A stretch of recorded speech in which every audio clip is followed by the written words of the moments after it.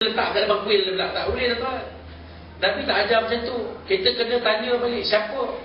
Kita kena bagi tahu. Jangan kita bersengketa sesama kita. Kita kena hormat menghormati. Ini adalah Islam. Kita hormat kepada orang yang hormat kepada kita. Ya, itu yang dikatakan tadi, persefahaman tu kita kena saling faham memahami. Macam mana kita nak mendekatkan orang Islam kepada orang bukan Islam kepada Islam dengan akhlak yang baik. Akak ingat tak kisah seorang perempuan Yahudi?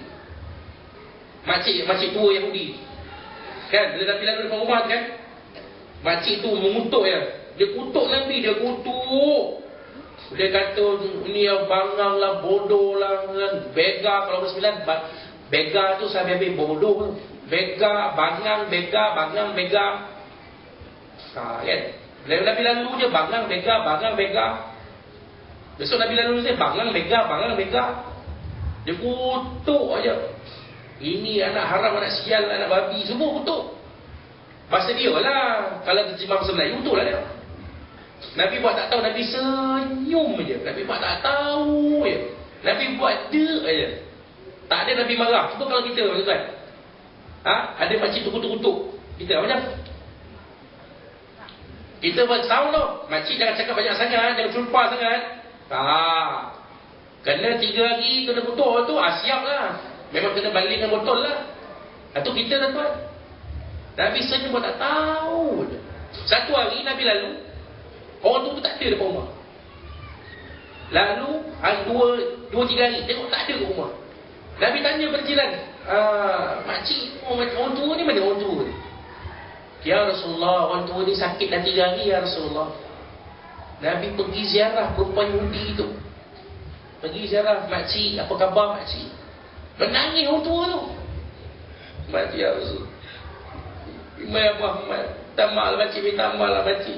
Dulu makcik berkata, kan makcik tak sangka, makcik kata kau macam mana pun kau betok-betok, kau boleh tak mati ya.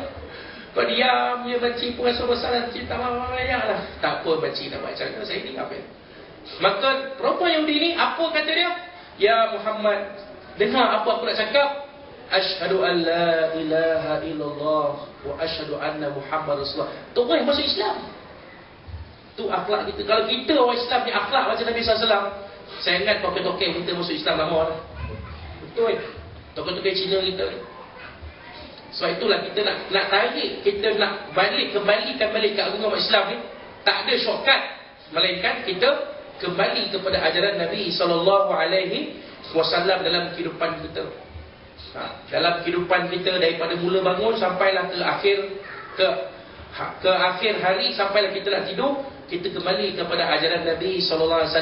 Balik nanti tuan-tuan dan puan, keluarkan balik panggilan-panggilan manja masa muda-muda dulu Ya, tu dia dah mula dah.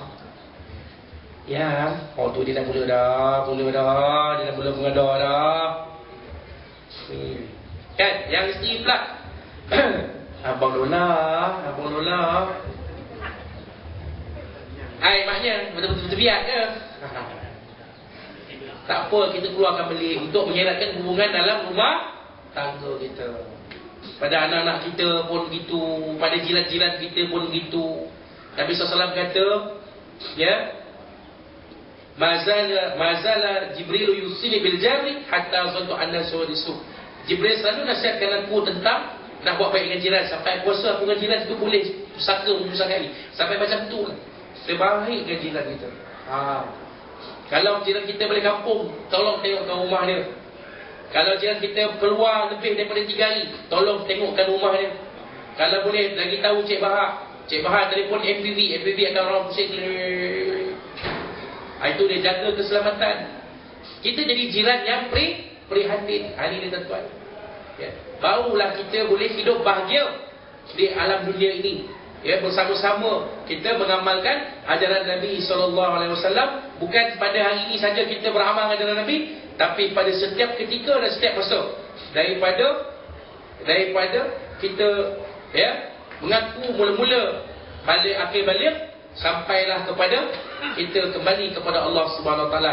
Kita balik kepada ajaran Nabi SAW. Mudah-mudahan bila kita balik kepada ajaran Nabi SAW itu, Allah Ta'ala akan angkatkan kita menjadi khairu ummatin ukhrijat linnas, ya, sebaik-baik ummah yang dikeluarkan di kalangan manusia. Jadi itulah dia tuan-tuan, saya tengok pun dah pukul 11, ya. Saya dah beritahu 1 jam je kan, saya tengok macam 1 jam je. Betul Cik Bahar? Confirm macam mana dekat Ustaz ni cepat betul nak beli. Saya memang kena balik pun, sebab ada jemputan, ya, ada orang ajak, ada orang jemput datang untuk pergi doa sahabat. Ya, saya nak balik bukannya dekat ni, nak balik jauh juga ni, nak balik ke Tampah ni. Doa-doakanlah saya selamat dalam perjalanan, ya, insya-Allah. Dan mudah-mudahan, ya, apa yang kita sampaikan sedikit pada pagi ini boleh kita jadikan sebagai mutiara-mutiara ilmu, ya, dan ya, kita jadikan sebagai, kita kata, panduan dalam kehidupan kita. Dan juga Nabi SAW kata kepada kita, utlubul ilma minal mahdi ilal lahdi, tuntutlah ilmu daripada buayan hingga ke liang lahat. Jadi kita kena mengaji, kita kena belajar, ilmu itu berterusan, ya, kita kena mengaji. Apa sebab Nabi SAW sayang, cinta dan kasih kepada kita? Nabi berikan kepada kita macam-macam, ya, kata-kata mutiara. Kelebihan wudu, kelebihan semayang, kelebihan azan, kelebihan jawab azan, kelebihan qiyamul lail, kelebihan bina masjid. Kita kan baru nak bina rumah Allah ni, ziarah masjid, duduk dalam masjid, kelebihan qiyamul lail, kelebihan semayang sunat, kelebihan sedekah, kelebihan zakat, kelebihan membantu mereka yang memerlukan.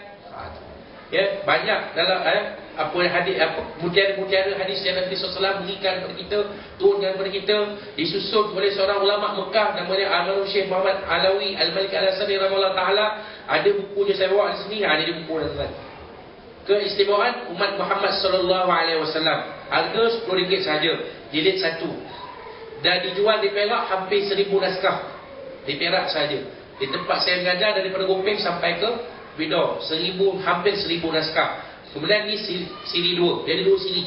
Saya bawa tak banyak sangat saya bawa, limited edition. Satu RM10 saja. Ada satu kitab lagi saya tak ada nak bawa, tak ada nak tunjuk, ada di belakang tu. Nabi SAW ni disebut oleh para ulama sebagai mu'allim.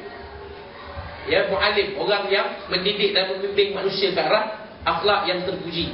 Ya, dikarang oleh seorang ulama daripada Mesir, Syekh Abdul Fattah Abu Udah. Ada di belakang, tak banyak, sikit je. Harga dia RM20. Jadi kalau akak-akak baca, akak-akak boleh tambah ilmu, ya. Dan buku ni kita boleh buat sebagai, kita kata, sebagai hadiah untuk kawan-kawan kita. Paling-paling tidak pun kita bacakan untuk anak-anak kita. Ya. Kita bacakan di surau pun boleh, kita baca untuk anak-anak kita boleh, baca sendiri pun boleh. Ada saya bawa, tak banyak lah, ya. Siapa cepat dia dapat. Harga RM10 saja. Rasul Mu'allim, satu naskah RM20 saja. Itu dia. Barulah kita boleh nampak betapa cintanya Nabi SAW kepada kita. Nabi berikan kita segala-gala kelebihan ibadah yang ada, supaya nanti bila kita di padang mahsyar, amalan kita akan sama seperti mana amalan umat-umat yang terdahulu, sama tinggi, boleh berdiri sama tinggi, duduk sama rendah. Itu dia sebenarnya kelebihan jadi muazzin. Jangan pandang muazzin tu lekeh, RM200 sebulan allowance, tak. Muazzin tinggi kedudukan di sisi Allah SWT. Ada disebut dalam kitab ni. Itu dia tuan-tuan. Jadi itulah apa yang kita boleh kongsikan pada pagi ini. Ya, mudah-mudahan kehadiran saya pada pagi ini boleh dapat menceriakan tuan-tuan sedikit. Dan saya pun ambil kesempatan ini mengucapkan ribuan terima kasih kepada pengurusi surau dan ahli dalam kuasa surau Nurul Falah ini, Tuan Zaidun dan rakan-rakannya yang menyebut saya, dan juga pada Cik Bahar yang susah payah menelpon saya, bertanya boleh tak free ke tak pagi ni Ustaz. Boleh, insyaAllah, ya. Mungkin ada rezeki kita akan bertemu di masa-masa yang lain, dalam program-program yang lain, ya. Kalau nak jemput kumpulan Nasyid Ar-Ridha pun boleh, insyaAllah. Nanti Cik Bahar ataupun Tuan Zaidun boleh dapatkan nombor telefon pengurus kumpulan Ar-Ridha, yang ketua kumpulan dia, Cik Kamil Mahmud, untuk persembahan.